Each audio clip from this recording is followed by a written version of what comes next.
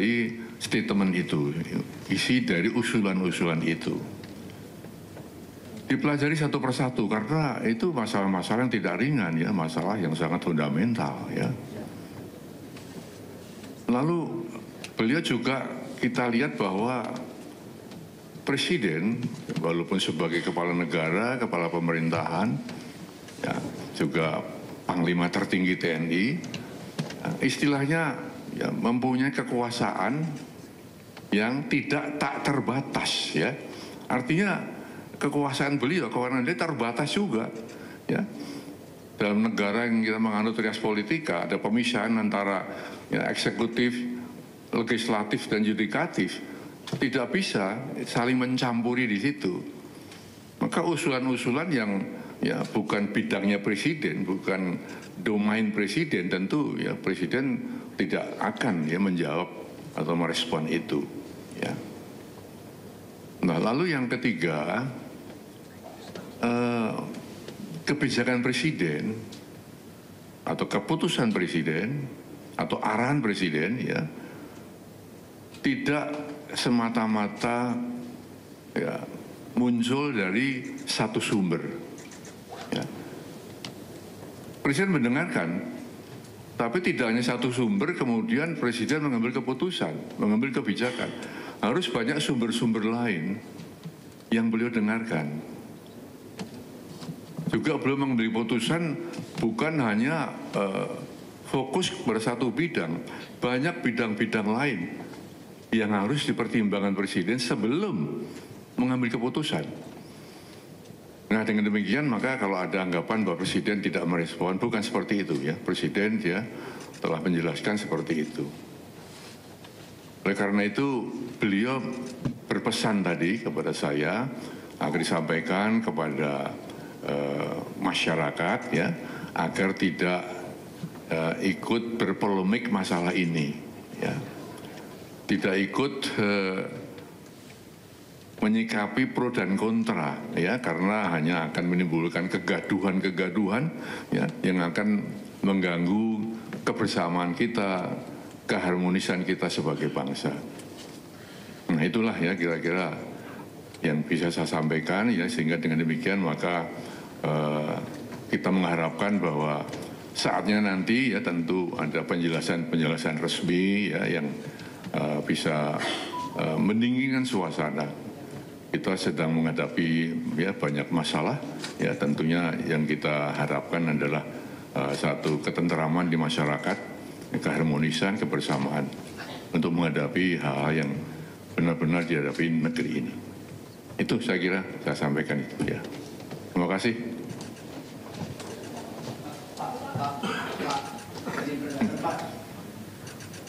Apa itu?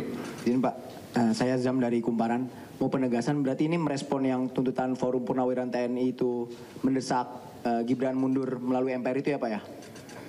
Iya, kan ada kan 8 poin itu ya.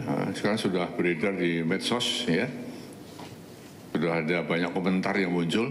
Maka inilah ya sikap presiden ya. Bukan mengacuhkan ya, tapi tetap menghargai ya. Karena kita paham bahwa perbedaan itu ada yang pro, ada yang kontra. Perbedaan di masyarakat itu wajar-wajar saja. Hanya saja jangan sampai perbedaan itu yang menjadikan kita tidak satu sebagai bangsa. Perbedaan itu jangan sampai mengeruhkan suasana pada saat kita sedang menghadapi banyak-banyak tantangan. Saya kira itu pesan presiden ya.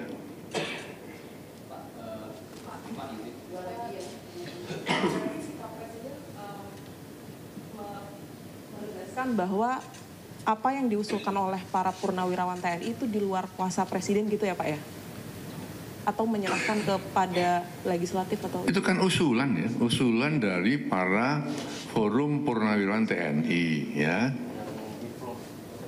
Ditujukan kepada presiden, kan gitu kan. Nah presiden tidak buru-buru merespon tadi dengan alasan saya sebutkan tadi. Itu ya. Apalagi silakan. Pak, cek. Pak, izin salah satu poin yang lain kan soal penegasan Forum Purnawirawan untuk meminta reshuffle kabinet yang punya kepentingan dengan Presiden Jokowi. Nah, itu bagaimana Pak? Apakah akan direshuffle juga atau bagaimana? Lalu apakah ada rencana Pak Prabowo untuk memanggil tokoh-tokoh dalam forum Purnawirawan itu? Nah, pertanyaan ketiga Pak, ini kan Pak Jokowi itu kan sedang diutus ya untuk ke Vatikan. Nah, itu sebetulnya untuk diutus ke pemakaman Paus Franciscus ke Vatikan. Nah, ini sebenarnya alasannya apa sih Pak? Pak Prabowo mengutus Pak Jokowi. Apakah itu juga berkaitan dengan isu yang diungkapkan oleh Forum Purnawirawan itu? Terima kasih Pak. Pertanyaan ketiga di luar konteks ya. Pertanyaan pertama dan kedua sudah terjawab bahwa Presiden mendengarkan, ya, tapi tidak serta-merta harus menjawab itu. Alasannya apa? Sudah saya sampaikan, ya. Baik, ya. Terima kasih. Saya kira itu aja ya. Ya.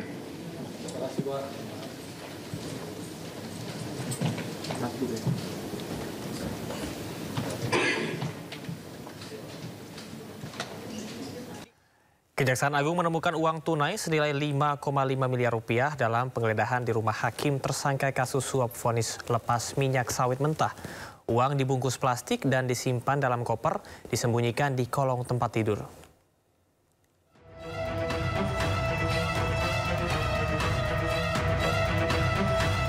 Kejaksaan Agung menggeledah rumah Hakim Ali Muhtarob tersangka kasus dugaan suap vonis lepas korupsi minyak goreng. Penggeledahan itu dilakukan di rumah Ali di Jepara, Jawa Tengah. Dalam penggeledahan itu, tim khusus pemberantasan korupsi Kejagung menemukan koper hitam berisi uang senilai 5,5 miliar rupiah.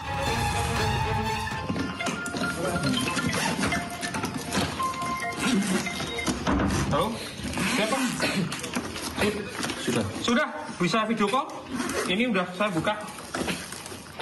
Udah dapat, udah. Video call bisa? Video call rekam sudah Pak.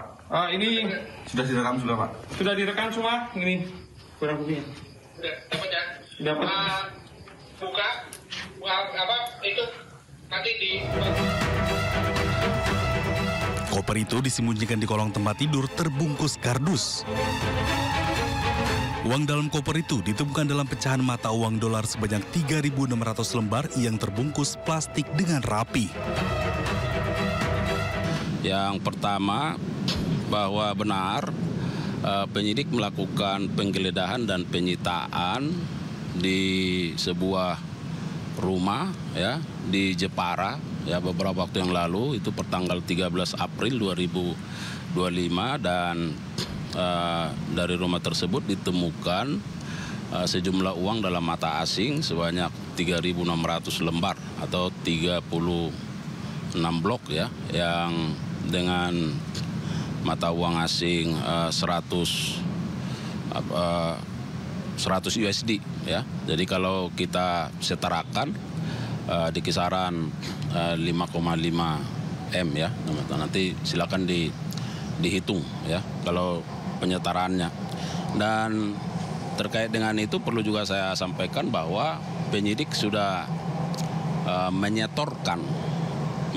titipkan ya hasil sitaan tersebut di rekening penitipan lainnya di Bank BRI. Nah, jadi supaya rekan-rekan media juga memahami bahwa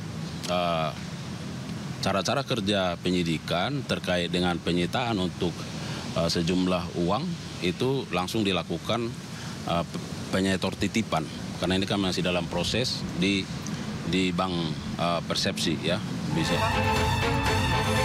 Uang tersebut telah dititipkan dalam rekening sementara selama penyidikan berlangsung. Kejaksaan Agung terus mendalami kasus ini termasuk mengungkap peran masing-masing tersangka. Tim Liputan iNews melaporkan. Dampak dari kasus dugaan pelanggaran etik ex-direktur pemberitaan JAK TV Tian Bahar, Kejaksaan Agung mendatangi gedung Dewan Pers Kamis siang.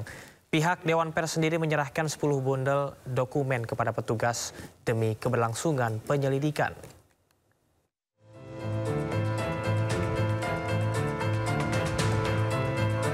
Kasus dugaan pelanggaran etik yang menjerat mantan Direktur Pemberitaan JAK TV Tian Bahtiar mulai mendapatkan titik terang. Atas permintaan Dewan Pers, pihak Kejaksaan Agung mendatangi kantor Dewan Pers menerima sejumlah dokumen. Saya mau sampaikan begini supaya ada penegasan. Ya, berkali-kali saya sampaikan bahwa terkait dengan apa yang sedang dikerjakan oleh penyidik, ya, terhadap yang bersangkutan itu lebih kepada perbuatan personal, ya, itu perbuatan personal, ya, bahwa media itu hanya sebagai alat karena dia ketepatan berprofesi di media. Tapi kalau totalnya bisa disebut itu Pak, kayak ada total dokumen atau total ada beberapa bundel, ya. Bisa disebutin? Mungkin ada 10 bundel. Beri kami waktu untuk melihat terlebih dahulu karena kami yakin pihak Kejaksaan Agung kalau memang ini terkait karya jurnalistik dan hak dan kewajiban bagi para pihak yang nanti kami lihat memerlukan tindak lanjutnya, pihak Kejaksaan Agung pasti tidak keberatan. Misalnya kalau ada pemberitaan yang merugikan, ya, misalnya bagi para pihak, kami akan memberikan ruang hak jawab. Dan saya kira pihak kejaksaan atau orang-orang yang disebutkan di situ tidak akan keberatan untuk memenuhi itu. Sebelumnya dalam perkara ini diduga Tian menerima uang sebesar hampir 500 juta rupiah dari dua advokat, yaitu Marcella Santoro dan Junaidi Saibi. Penerimaan uang ini diduga untuk membuat berita-berita yang memojokkan penanganan perkara oleh Kejagung. Sementara itu karena background Tian sebagai jurnalis, diduga Tian telah melanggar kode etik sebagai wartawan dalam menjalankan profesionalisme kerjanya. Tim Liputan iNews melaporkan. Jenazah Paus Fransiskus di Basilika Santo Petrus terus dikunjungi oleh umat yang ingin berdoa. Tetaplah di Sido Sore.